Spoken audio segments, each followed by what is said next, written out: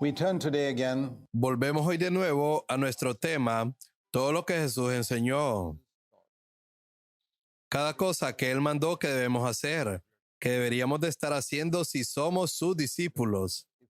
Y debemos cumplir la gran comisión que Él nos dio en Mateo capítulo 28, versos del 18 al 20, y ser la luz del mundo como Él quiere que seamos. Y hemos estado estudiando el Sermón del Monte, y ahora estamos en los párrafos finales del capítulo 7 de Mateo. En nuestro último estudio estuvimos viendo la importancia de buscar los dones si queremos identificar a los falsos profetas.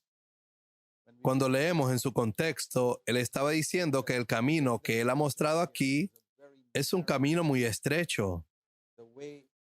El camino de la vida es descrito en el Sermón del Monte. Este no es el camino de la salvación. La salvación es solo a través de la fe en Cristo. No es por obras, no es conservando el Sermón del Monte como conseguimos la vida. No. Es, en primer lugar, viniendo a Cristo reconociendo que somos pecadores y que no podemos hacer nada para conseguir nuestros pecados perdonados, y creer que Él pagó el precio completo de todos nuestros pecados en la cruz. Y cuando Él murió y luego resucitó de entre los muertos, recibimos el perdón de los pecados como un regalo gratuito de Dios. Pero solo viene cuando nos hemos convertido de nuestros pecados y nos hemos arrepentido. Si no nos convertimos y nos arrepentimos de nuestros pecados, no sirve de nada creer que Cristo murió por ellos, porque la salvación se ofrece a los que se arrepienten y creen, no solo a los que creen. Hay muchos que creen. El mundo está lleno de cristianos que creen que Cristo murió por sus pecados, pero el 95% de ellos no se han arrepentido. Entonces, no han recibido nada. Siguen enfrentándose a sus pecados y pidiendo perdón a Dios. Necesitan darse la vuelta. Pero, ¿cómo sabemos si nuestra fe es genuina? Santiago dice en su carta que la fe sin obra está muerta. Ahí es donde entra el Sermón del Monte. Si nuestra fe es genuina, producirá un deseo de vivir el tipo de vida descrito en el Sermón del Monte. Así como un ser humano tiene deseos diferentes a los de un animal, un cristiano tiene deseo a las cosas celestiales. Cuando Dios creó a Adán, sopló en él aliento de vida. Pero Adán también tenía una carne, por lo que habían dos fuerzas en él. Uno era la atracción hacia abajo, hacia la tierra, porque tenía una carne igual a la de los animales. Y la otra era la atracción hacia arriba desde Dios, el aliento divino que había en él. Y él respondió a la atracción hacia abajo en el jardín del Edén. Así es como él pecó. Y cuando seguimos cediendo a la atracción hacia abajo, el hombre se vuelve como un animal.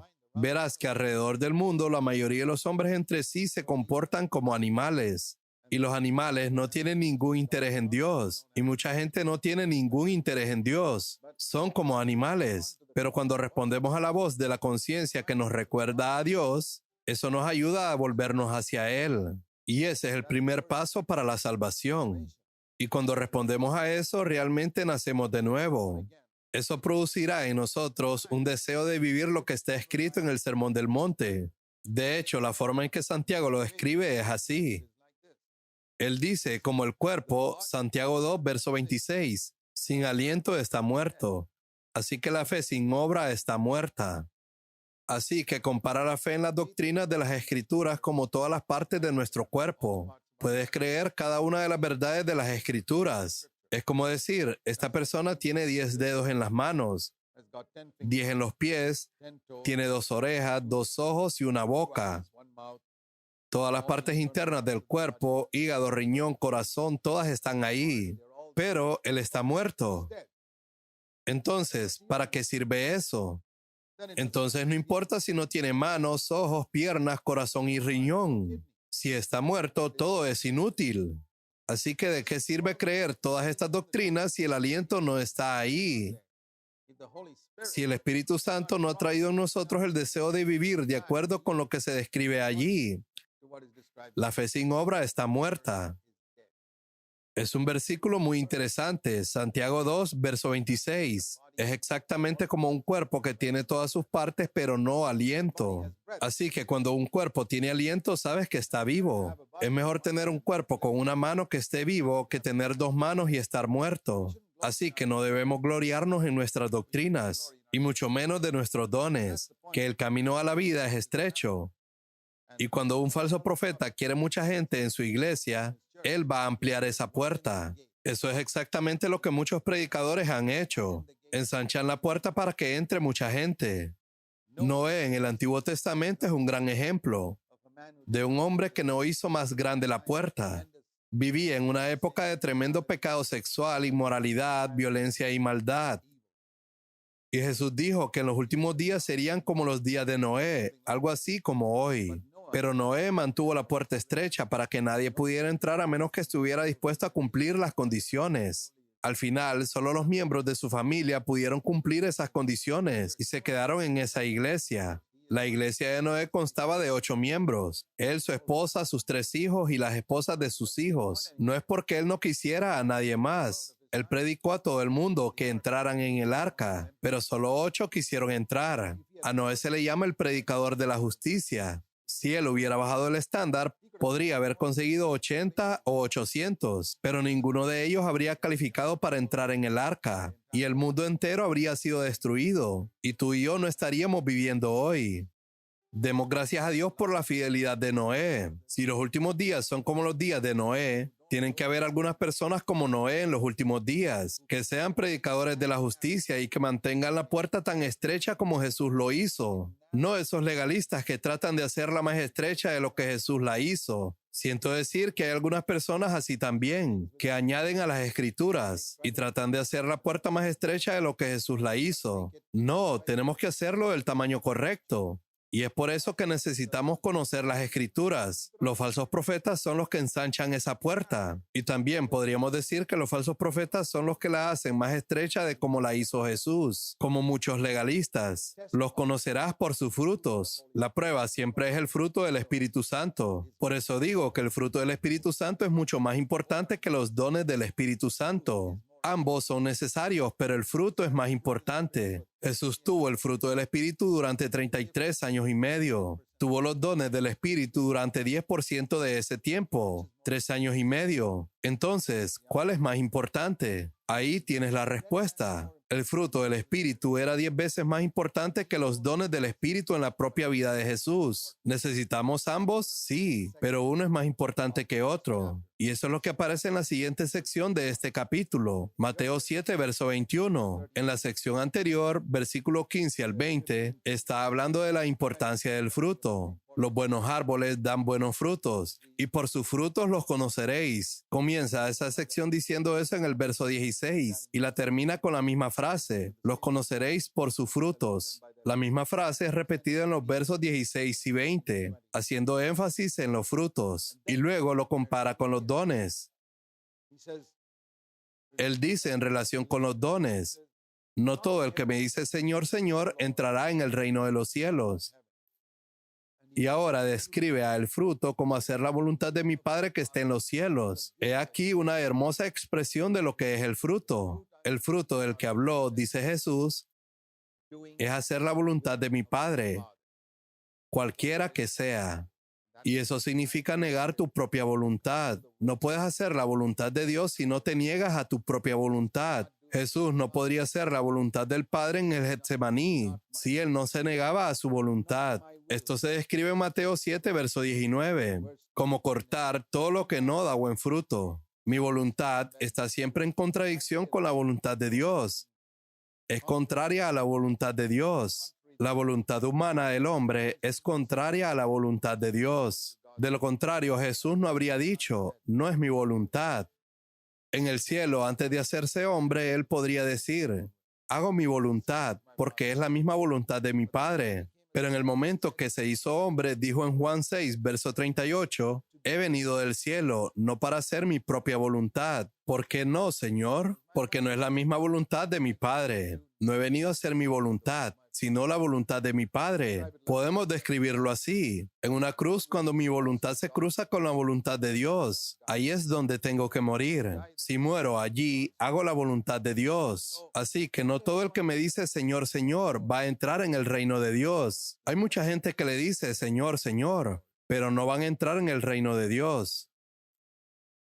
El hecho de que diga Señor prueba que su doctrina es correcta. El hecho de que diga Señor, Señor, indica que está muy emocionado por el hecho de que Jesús es el Señor. Pero no se da cuenta de que Jesús no es realmente su Señor, porque en su vida diaria Él no hace la voluntad del Padre. Así que Él hace la voluntad de Dios, es decir, Él muere a su propia voluntad y hace la voluntad de Dios y es crucificado con Cristo. Ese es el que va a entrar en el reino de Dios. Ahora, ¿cumples los requisitos según este versículo? Y luego habla de esas personas, muchos de ellos. Dice en el verso 22, muchos, no solo uno o dos, muchos significan miles. En el día del juicio, muchos se presentarán ante Dios y dirán, Señor, Señor. Van a usar las palabras correctas. ¿No profetizamos en tu nombre? La profecía es uno de los mayores dones del Espíritu Santo que se nos anima a buscar. En 1 Corintios 14, verso 1. Es anunciar la palabra de Dios como su portavoz. No es solo como un maestro que enseña la palabra de Dios. Esos son los escribas. Los escribas son diferentes de los profetas. Los profetas son personas que tienen comprensión de la palabra de Dios para proclamarla proféticamente, según la necesidad de la gente. Es un don sobrenatural. Y el Señor dice aquí acerca de muchas personas que vendrán a Él y dirán, Señor, profetizamos en tu nombre. Bendecimos a la gente con el espíritu de profecía. Y otros dirán, en tu nombre echamos fuera demonios. Muchas personas poseídas por demonios que encontramos en nuestra vida y los echamos fuera. Y un tercer grupo de personas dirán, no hicimos uno o dos milagros, sino muchos milagros en tu nombre. Ahora bien, estos son milagros genuinos, no como los falsos milagros que mucha gente afirma estar haciendo en la televisión y en las plataformas públicas hoy. Habla de milagros genuinos. Y dicen, todo esto lo hicimos en tu nombre, en tu nombre, en tu nombre. 3 veces encuentras esa expresión en el verso 22, en el nombre de Jesús. Y les declararé, jamás los conocí. Hiciste milagros en mi nombre, no lo dudo. Es decir, no pueden atreverse a contarle mentiras a Cristo si eso en realidad no ocurrió. Hoy en día alguien puede engañarte diciendo que está haciendo un milagro. Puede ser un truco de magia, o muy a menudo la gente presume de milagros que ocurren en otros lugares. Muchos predicadores hablan de milagros que hicieron en otros lugares. Jesús nunca habló de milagros que hizo en otros lugares. Él hacía los milagros delante de la gente. Así que hay muchos engañadores el día de hoy. Y aquí les dice, nunca los conocí. Aléjense de mí, hacedores de maldad, o los que viven en pecado. La cuestión importante era, ¿cuál era su actitud ante el pecado? No cuántos demonios expulsaban, no cuántos milagros hicieron, ni cuánto profetizaron. ¿Cuál era su actitud ante el pecado? Ahora quiero preguntarles, queridos amigos, ¿crees que estas son palabras de Jesús? ¿Crees que será exactamente así en el día del juicio? Que muchos de estos grandes sanadores que has visto en la televisión y en las plataformas que predican tan bien y tan elocuentemente, muchos de estos hombres y mujeres que predican y enseñan tan bien y a quienes admiras tanto, y muchos que crees que están haciendo grandes milagros y expulsando demonios, ¿crees que muchos de ellos serán expulsados al infierno en el día final? No creo que muchos de ustedes, los cristianos, hagan eso. No me sorprenden estos engañadores que se levantan y estafan a la gente con todos sus falsos dones y milagros. Estoy más sorprendido de los millones de personas que son tan confiados, tontos y ciegos espiritualmente para tragarse todos sus trucos. E imaginar que se trata de hombres de Dios. Ellos no ven si tienen frutos o si están libres del amor al dinero. ¿Está usando mi dinero para vivir un estilo de vida lujoso?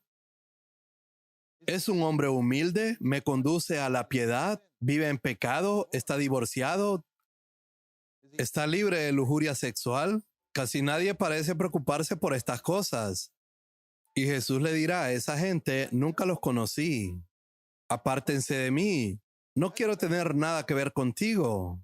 Quiero decir que creo que estas son las palabras exactas de Jesús y que va a suceder exactamente así cuando Cristo venga de nuevo. Lo creas o no, va a suceder así porque creo en la palabra de Dios que habrá muchos, lo que significa miles de personas que vendrán a Él. Algunos de estos grandes hombres de Dios que tú crees que son hombres de Dios, descubrirás ese día que eran estafadores y sinvergüenzas, no hombres de Dios en absoluto. ¿Qué le van a decir al Señor? Señor, hemos predicado en televisión durante tantos años. Millones nos escucharon, millones nos enviaron su dinero para estos programas, nos permitieron vivir a lo grande, expulsamos demonios en tu nombre, predicamos poderosos mensajes en tu nombre que mantuvieron a la gente hechizada durante horas. Realizamos muchos, no uno ni dos, sino muchos milagros en tu nombre. Y Él se dará la vuelta y dirá, aléjense de mí, nunca los conocí personalmente. No tuve una relación personal contigo. Tenía ciertas doctrinas que proclamabas. Ya sabes, como un profesor de química puede levantarse en una clase y enseñar química porque estudió química. Estas personas pueden enseñar la Biblia porque han estudiado la Biblia, pero no tienen una relación personal con Jesucristo. Si tuvieran una relación personal con Jesucristo, se habrían empapado de la naturaleza de Cristo, que es su humildad, la libertad del amor al dinero, nunca explotando a los pobres, siempre buscando el bien de la gente y sin presumir ni traer a la gente hacia sí mismo. Estaríamos atrayendo a la gente hacia Cristo. Así que es una buena pregunta que podríamos hacernos, ¿qué es importante en el último día? ¿Los dones o estar libre del pecado? ¿Por qué los estás sacando fuera? Dice, todas estas cosas que hiciste no cuentan para nada. Escucha esto, todos estos milagros, expulsión de demonios, ministerios y la profecía, Dios dice en cuanto a mí concierne, no cuentan para nada si no estás libre del pecado en tu vida. Lo importante es estar libre del pecado, tú que practicas el pecado. El pecado es transgresión de la ley. Lo leemos en 1 de Juan 3, verso 5. El pecado es transgresión de la ley. Así que la pregunta importante en el día final, queridos hermanos, va a ser, ¿cuál fue tu actitud hacia el pecado? No cuántos milagros hiciste, cuánto predicaste, cuántos folletos entregaste evangelizando o cualquier otra cosa que hiciste. No tu ministerio, sino tu actitud ante el pecado. Muchas personas se satisfacen hoy en día porque están haciendo algún ministerio para el Señor. Eso no será lo principal en el día final.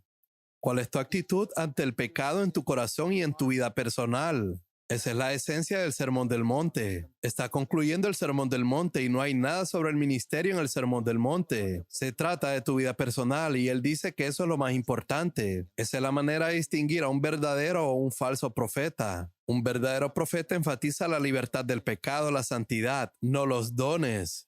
Los conoceréis por sus frutos y no por sus dones. De modo que lo que dijo antes en los versos 16 al 20 concuerda con lo que dice aquí. No te guíes por esa doctrina. Pueden decir, Señor, correcto. Señor, Señor, está bien, pero mira sus frutos y no te dejes engañar por sus dones. Entonces te preguntarás, ¿cómo ejercen estos dones? Bien, podemos preguntarnos, ¿cómo ejerce hoy Satanás los dones sobrenaturales? Satanás tiene tremendas habilidades sobrenaturales y se las da a los hechiceros. Leemos en la Biblia que la primera persona que hizo bajar fuego del cielo no fue Elías, fue el diablo en el libro de Job.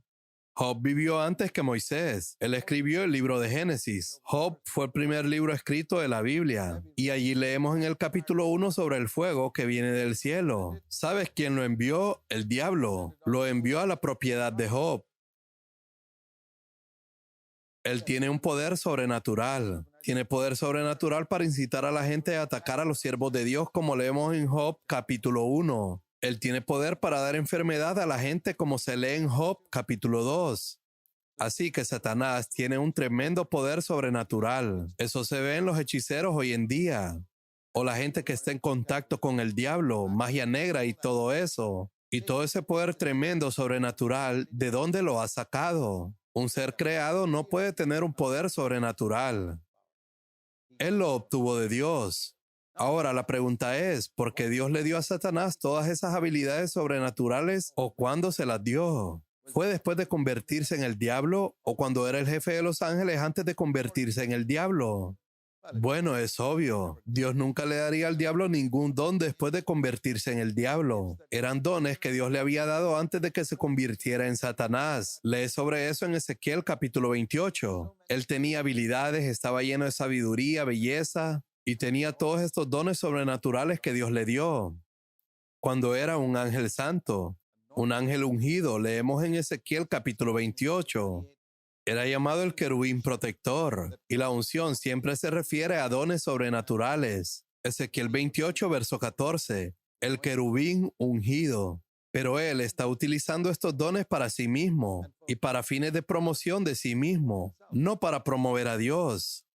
Así como algunas personas que están haciendo ciertas cosas sobrenaturales hoy, muchos cristianos en el nombre de Jesús predicando.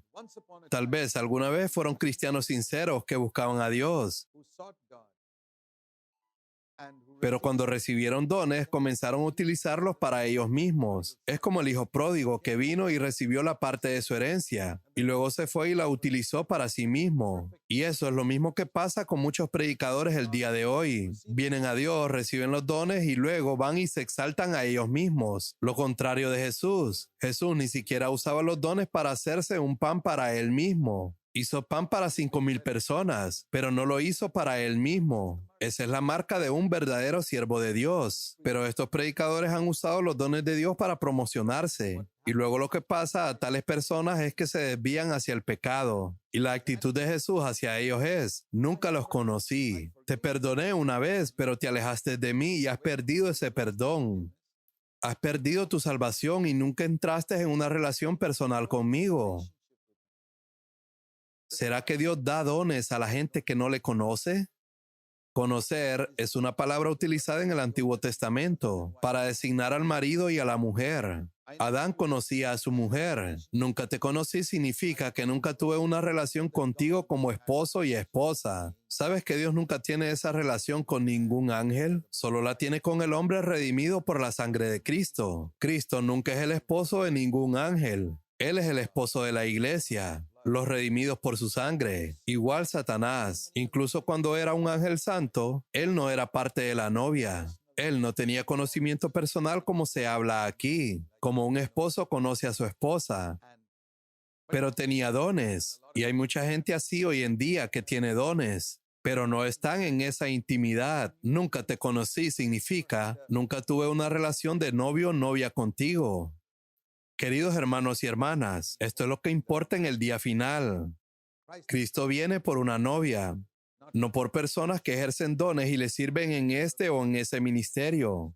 Pregúntate, ¿qué es importante para ti en tu vida? ¿Estar como Marta haciendo muchas cosas para el Señor? ¿O estar como María teniendo esa actitud de novia, sentada a los pies de Jesús y amándole? A la novia y el novio les encanta estar el uno con el otro. Lo importante no es lo que hacen el uno por el otro, sino su actitud hacia el otro. Ellos se conocen y eso va a ser lo más importante en el día final, conocer al Señor. ¿Lo conoces íntimamente como una novia conoce a su novio? ¿Como una esposa conoce a su esposo? Eso es lo que el Señor está diciendo a esta gente. Puedes ejercer tantos dones, puedes hacer tanto trabajo por mí, puedes distribuir miles de tratados, recaudar mucho dinero, viajar aquí y allá, predicar y hacer tantas cosas maravillosas. Pero si no tienes una relación íntima conmigo, te diré, nunca te conocí. Le dijo a Marta, una cosa es necesaria, y esa es la actitud matrimonial que tenía María, la que se sentó a mis pies. No todo el trabajo que haces por mí. Dice que eso es una distracción. Él dijo, Marta, estás distraída por tu trabajo para mí. Ni siquiera apreciaba el hecho de que Marta estuviera haciendo tantas cosas generosamente. Y estas personas también bendijeron a mucha gente con su ministerio de sanidad, expulsión de demonios y predicación. Pero eso no le importó a Cristo. Él no estaba impresionado de eso. Él dijo, más que tu trabajo, te quiero a ti. Ojalá reconociéramos esto y nos diéramos cuenta de qué es lo que Él quiere de nosotros y qué es lo que va a importar en el día final. Por eso es tan importante el Sermón del Monte. Por eso es muy importante repasar Mateo 5, 6 y 7, para ver si estás obedeciendo estas cosas. Eso probará si el Señor te conoce, si tú conoces al Señor y si tienes una relación nupcial con Él. Y entonces Él te recibirá. Él no te dirá, pero tú nunca expulsaste demonios o tú nunca profetizaste. Él nunca va a decir eso. Si Dios te da el don, úsalo. Lo importante es tener una relación de novio y novia con Él. Vamos a orar. Padre Celestial, te damos gracias por tu palabra. Gracias por la claridad que nos prepara para el día en que te veremos cara a cara. En el nombre de Jesús. Amén.